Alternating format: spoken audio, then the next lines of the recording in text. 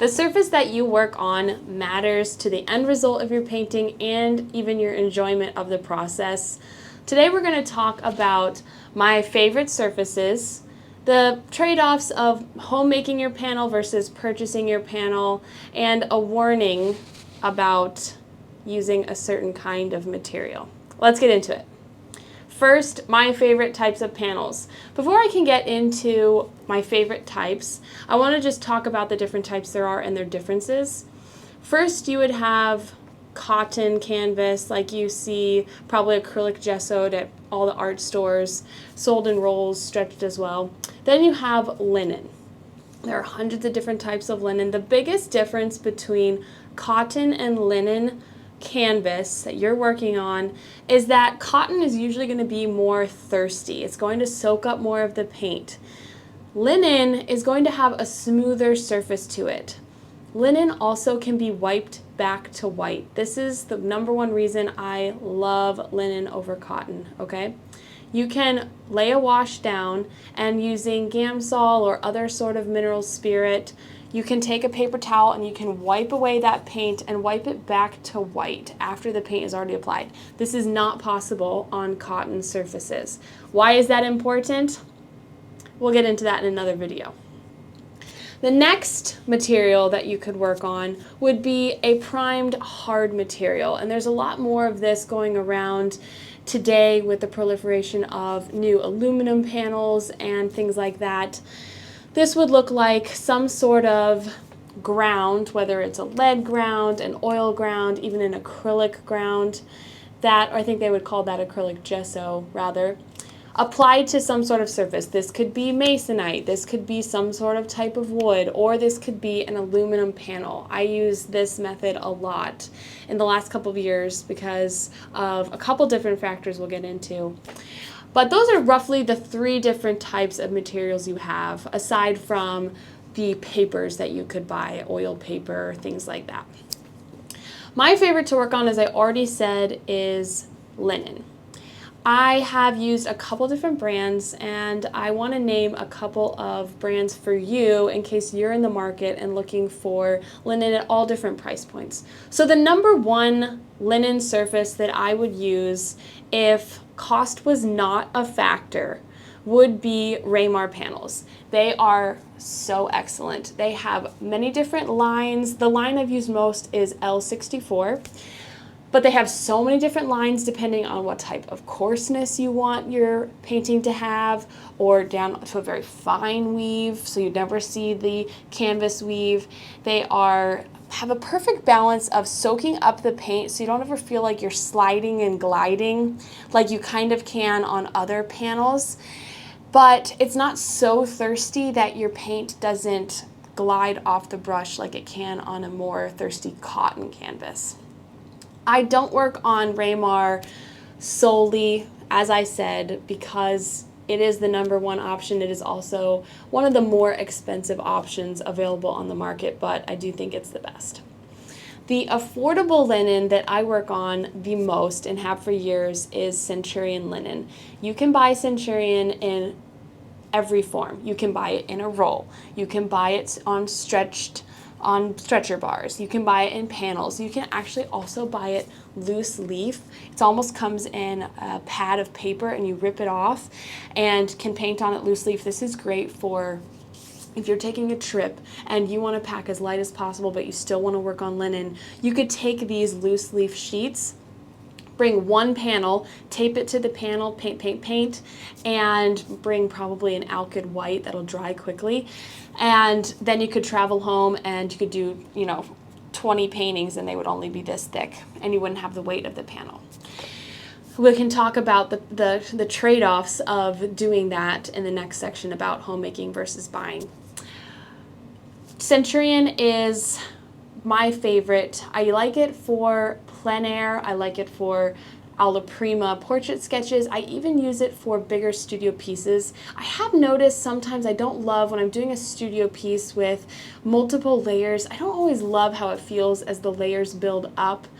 And I'm still exploring that a little bit as I started just realizing I don't think it's my process that's not working for me. I think the linen's not serving me 100%. So I'm going to do some more research about that. If you've experienced this, please let me know in the comments below.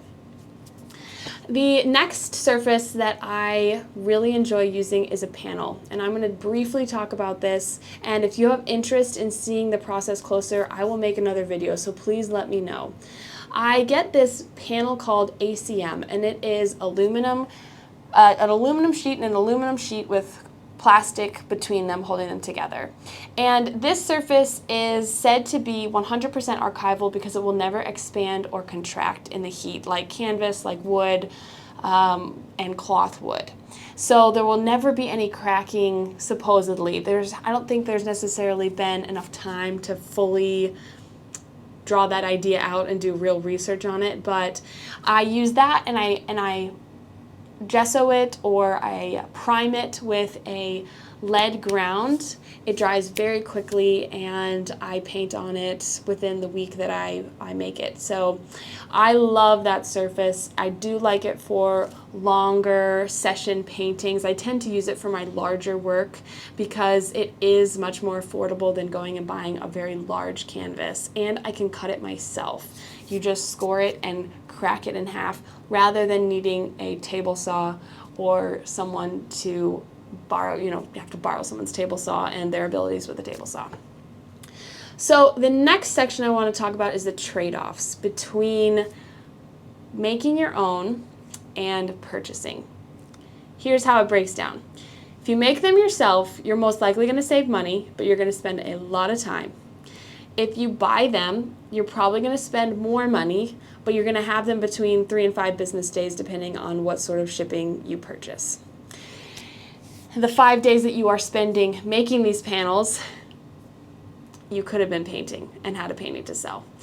I, in my early years, spent a lot of time making my own panels with various different materials. I was using Zinsser house paint and priming masonite sheets from Lowe's. That had a great material at the time, but as I progressed, it just wasn't doing the right. It didn't have the richness and the feel. It was very much that ice skating rink effect of slipping around on the canvas. It wasn't great for alla prima for that reason. And then I bought the loose leaf sheets of canvas and linen and glued them to panels myself. Well, I had to cut the panels, I had to glue all the panels, and I got carpal tunnel using my little mallet to squish out all the air bubbles, and then I would have an air bubble left, so I'd have to score the bubble into the linen, apply more glue, press it down, and then try to make it appear as if that hadn't happened in the final painting. A lot of work, a lot of work. I found it really was worth my money to purchase pre-made panels rather than making them myself. I even one time spent, no joke, 4 months making panels because it took 4 months because I had to use a rabbit skin glue to size the masonite so that it wouldn't expand and contract. And then I had to do a layer of the ground. That was a mixture of multiple things I had to mix together beforehand, and then it had to dry for 2 weeks. And then I did another one and it had to dry for 2 weeks. And then you get the picture. It literally took 4 months, and then they were supposed to dry for 6 months before I could ever use them. That's just really an interesting experiment. I'm glad I did it, but I don't have that kind of time these days. I want to be painting. So that's why I opt for purchasing Centurion linen already in panel form. I prefer the panels because when I plein air paint with them, you can't see the light through them. When you take a stretch canvas on location, not only is it very difficult to arrive to your location without it being punctured, when you put it up on your easel, very often, depending on the direction you're painting, the light will shine through and it will really impact your values. Let's have the last section be addressing this warning that I told you about earlier. There's this philosophy going around, and I hear a lot of artists saying, I'm just going to get the cheapest material that I can get from the art store to practice on, and I'm just going to practice on that until my paintings are worthwhile enough for me to invest in nicer materials. Please do not do this. You deserve better.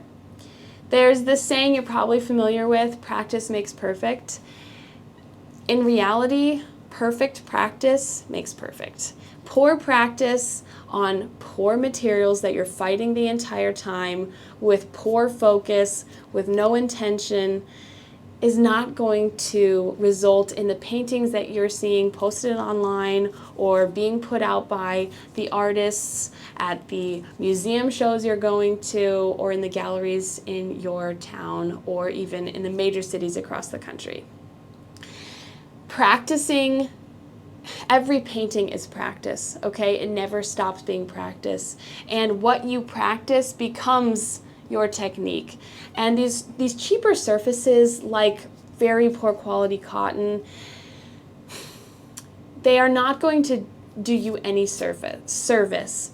They are going to be something that you're fighting against. I will say, not all cotton is terrible, okay? I do really like, if you really are looking to use a cotton, you're not wanting to invest in Centurion, it is just not in the budget, but you still want to paint, look into Yes Canvas. It is not as good as Centurion, but it is the best cotton canvas that I have used, and it comes in multiple different forms as well.